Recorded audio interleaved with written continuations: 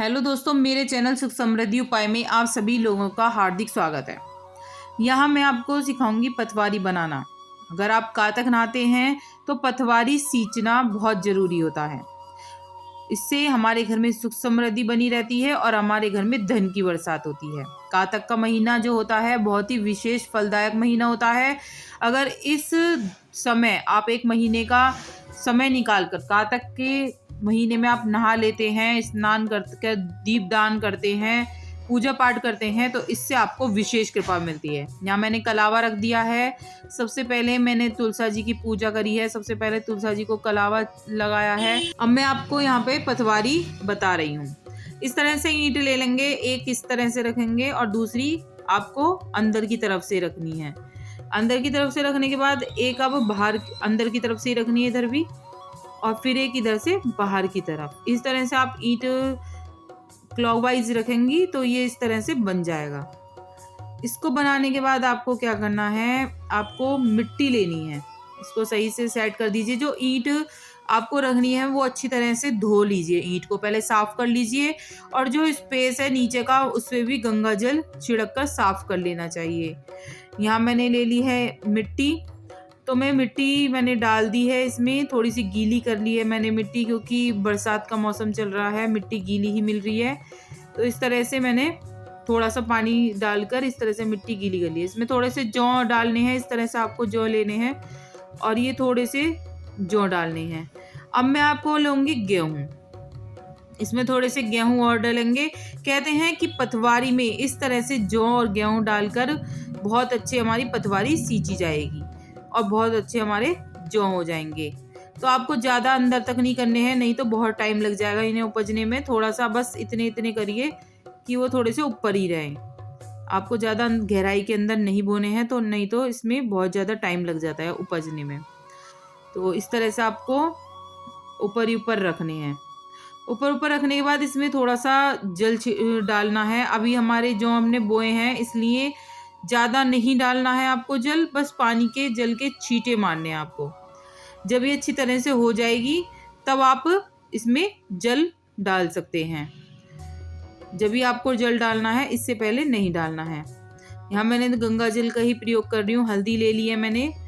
तो जैसे पूजा पाठ में तुलसा जी का बहुत महत्व है, तुलसा जी की पूजा के पास ही मैंने पतवारी सींची है। वैसे तो पतवारी बाहर भी रख सकते हैं, हम घर के बाहर भी लगा सकते हैं, लेकिन मैंने अपनी तुलसा जी के साथ ही इन्हें पतवारी को भी रखा है कि दोनों की पूजा मैं एक साथ ही कर लूँ। इधर मैंने हल्दी का घोल तैयार कर लिया है और हल्दी से मैं यहाँ पर सती बनाऊंगी। सती आपको इस तरह से बनाने हैं जैसे मैं बता रही हूँ। मान लेते हैं कि पतवारी से क्या फल मिलता है। एक बुढ़िया थी, उसने अपनी बहू से कहा तू दूध दही बेच के आ। वह बेचने गई तो रास्ते में औरतें पीपल पतवारी सींच रही थी। उनको सींचता देखकर बहू ने पूछा कि तुम क्या कर रही हो। औरतें बोली कि हम पीपल पतवारी सींच रही हैं, इससे अन्न और धन होता है, 12 वर्ष का बिछड़ा हुआ पति भी मिल जाता है। बहू बोली ऐसी बात है तो तुम पानी से सींचती हो तो मैं दूध से सींचूंगी। गुजरी बहू रोजाना दूध दही बेचने नहीं जाती, वह रोजाना दूध को पीपल में और दही को पतवारी में सींचती। सास दूध दही का दाम मांगती तो कह देती पूरा महीना हो जाएगा तब ला कर दूंगी। कार्तिक का महीना पूरा हो गया। पूर्णिमा के दिन बहू पीपल पतवारी के पास जाकर बैठ गई। पतवारी ने पूछा तुम मेरे पास क्यों बैठ गई। बहू बोली कि सासू दूध दही का दाम मांगेगी। पीपल पतवारी बोली कि मेरे पास क्या दाम रखा है, ये भरा डींडा पान पतूरा, इसको ले जा। बहू ने वही ले जाकर कोठरी में रख दिया। डर के मारे कपड़ा ओढ़कर सो गई। सासू बोली पैसे ले आई बहू। बहू बोली कोठरी में रखे हैं। सासू ने कोठरी खोल के देखी तो देखा हीरा मोती जगमगा रहे थे। सासू बोली बहू इतना धन कहाँ से लाई। बहू ने आकर देखा तो सच्ची में धन भरा हुआ था। बहू ने सास को सारी बात बता दी। सास ने कहा अब की बार मैं कार्तिक में पतवारी सींचूंगी। कार्तिक आया, सास दूध दही तो बेच आती और हांडी धोकर पीपल पतवारी पर चढ़ा देती। आकर बहू से कहती मेरे से दाम मांग। वह कहती सासू जी से क्या दाम मांगा जाता है, मगर सास कहती तू मांग। बहू बोली सासू जी पैसे लेकर आओ। तो सास बोली कि महीना पूरा हो जाएगा तब दूंगी। सास पीपल पतवारी पर बैठ गई। और पीपल पतवारी ने सास को पान पतूरा भरा डींडा दे दिया। उसने ले जाकर कोठरी में रख दिया।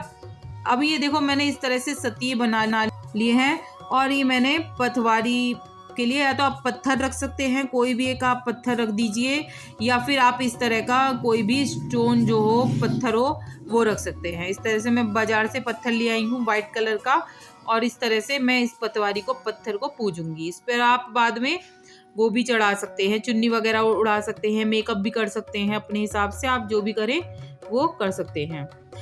बढ़ते हैं कहानी की तरफ ही। उसने ले जाकर कोठरी में रख दिया। बहू ने खोल कर देखा तो कीड़े मकोड़े बिलबिला रहे थे।